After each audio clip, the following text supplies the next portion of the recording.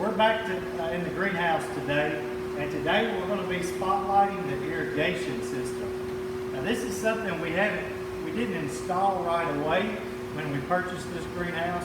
We actually waited a little while. And part of that was we had some learning to do before we could do that. But now that it's in, it's great, and sometimes it's not great. It just depends, and we'll talk about that a little bit. But we'll start out here, and this is really our control module. This is what's going to turn on the irrigation system. This is basically the main electronic component in our system. Here we can set it to what days to water, what times to water, how much to water. Do we want to run different programs for different tables? Do we want to run different amounts in different areas rather? So this can be a really great tool.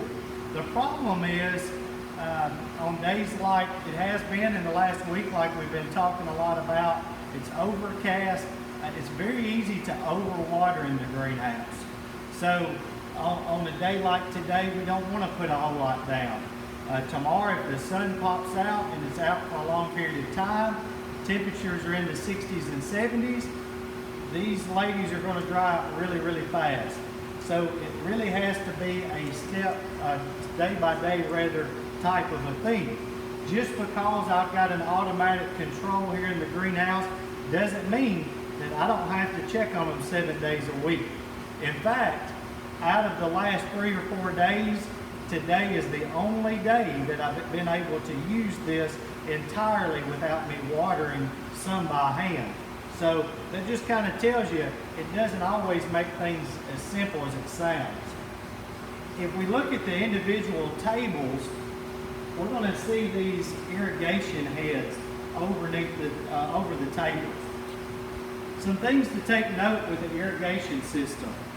Too close and the spray's not going to be right. Too far away and the spray's not going to be right. So it has to be a certain height above the table. Also, there are different types of heads. The heads that we have on our irrigation system are kind of known as mister heads. This provides a fine mist over the grow surface.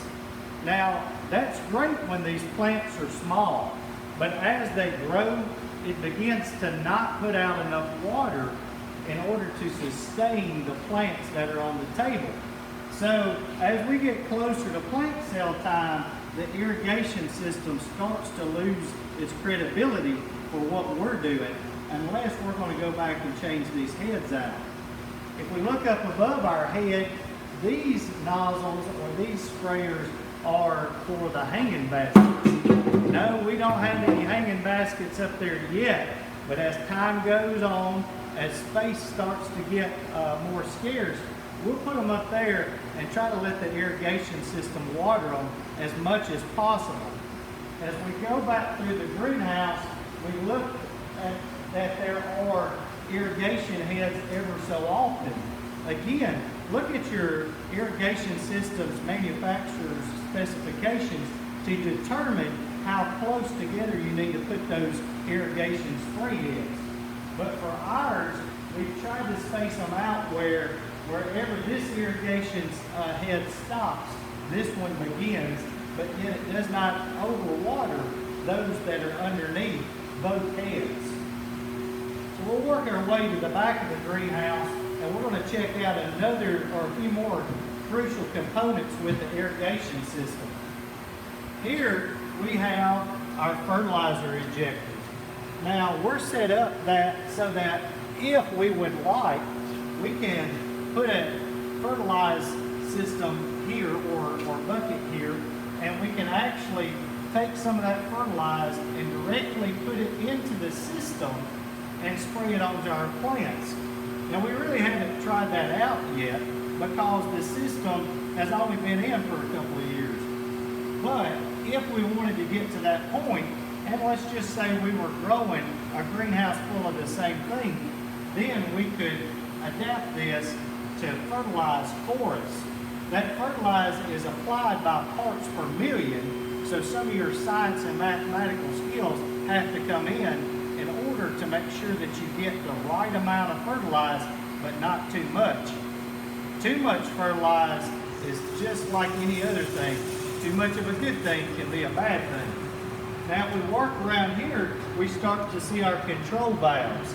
These are all hardwired back to our irrigation control system back at the beginning or the front of the greenhouse. Each one of these valves goes to a section or to a table. Here we have 6 valves.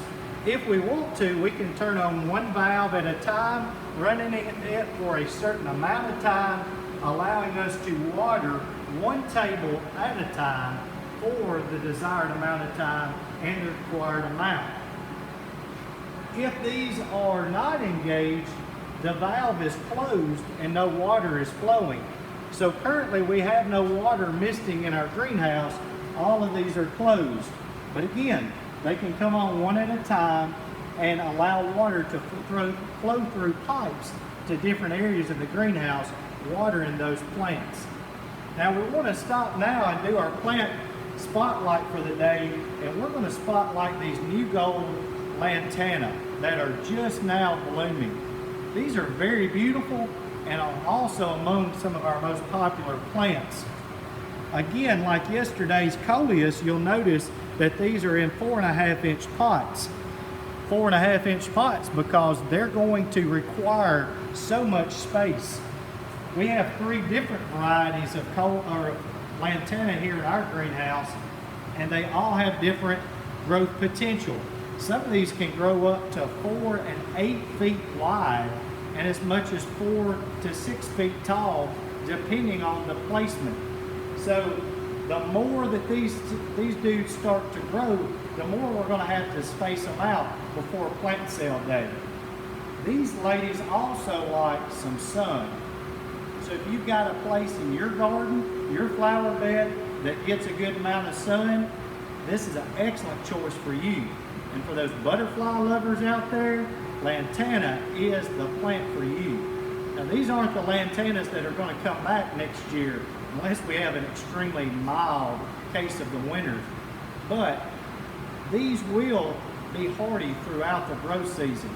So if you've got a window you like to look out at, maybe it's close to the house, you want to see those abundance of butterflies come to your house, then come to Richland's greenhouse this spring and buy you some lantana, and I guarantee you'll see those butterflies show up at your place.